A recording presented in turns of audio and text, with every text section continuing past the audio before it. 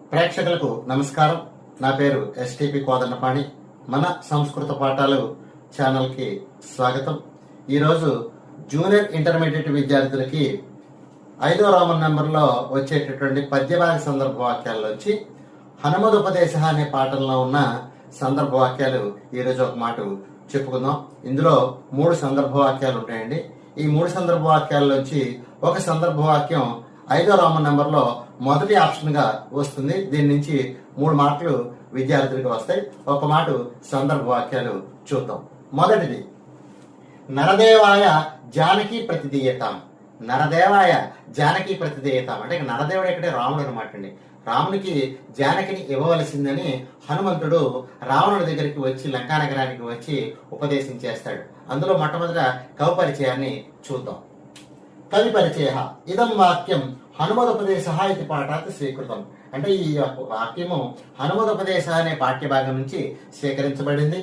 కవి వాల్మీకి, దీన్ని రచించినటువంటి వాడు వాల్మీకి మహర్షి. గ్రంథ శ్రీమద్ రామాయణం. గ్రంథ శ్రీమద్ రామాయణం. దీనికి సందర్భాన్ని చూద్దాం. సందర్భ హనుమాన్ రావణం ప్రతి ఏవం అవదత్. అంటే హనుమంతుడు రావణునితో ఈ విధంగా అన్నాడు.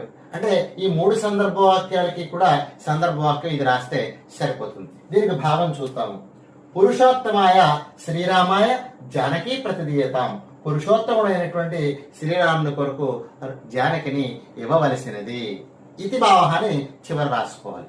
తర్వాత రెండవది, ఫలమస్యాప్యధర్మస్య క్షిప్రమేవ ప్రపంచసే. అంటే అధర్మం యొక్క ఫలితాన్ని వెంటనే శీఘ్రముగా ఎవరైనా సరే అనుభవించక తప్పదు అనే విషయాన్ని ఇక్కడ హనుమంతుడు రావణునికి హెచ్చరిస్తాడు. అదేమిటి అంటే అధర్మస్య ఫలం శీఘ్రమేవ ప్రపశ్యతే ఇది భావ. అధర్మస్య ఫలం శీఘ్రమేవ ప్రపత్స్యసే ఇది భావ. అంటే అధర్మ యొక్క ఫలితాన్ని శీఘ్రమేవ ప్రపత్స్యసే అంటే వెంటనే ప్రాప్స్యసే అని కూడా చెప్పుకోవచ్చు. అంటే వెంటనే పొందుతారు. అధర్మానికి ఫలితాన్ని ఎప్పుడైనా సరే వెంటనే పొందడం జరుగుతుంది. ఇది భావ. తర్వాత మూడవది, కాళరాత్రీతి తాం విద్ధి సర్వలంకా వినాశిని. కాళరాత్రికి తాం విద్ధి సర్వలంక వినాశిని. అంటే నీ లంకలో ఉండేటటువంటి సీతాదేవి ఎవరో అనుకుంటున్నావేమో, ఆమె కాళరాత్రి స్వరూపము.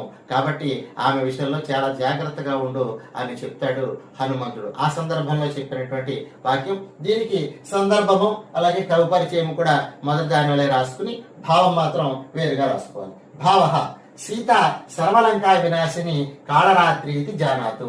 సీత సర్వలంకా వినాశిని కాళరాత్రి ఇది జానాతు. అంటే సీతను లంకనంతటినీ కూడా నాశనం చేసేటటువంటి కాళరాత్రి స్వరూపముగా భావించు, తెలుసుకో.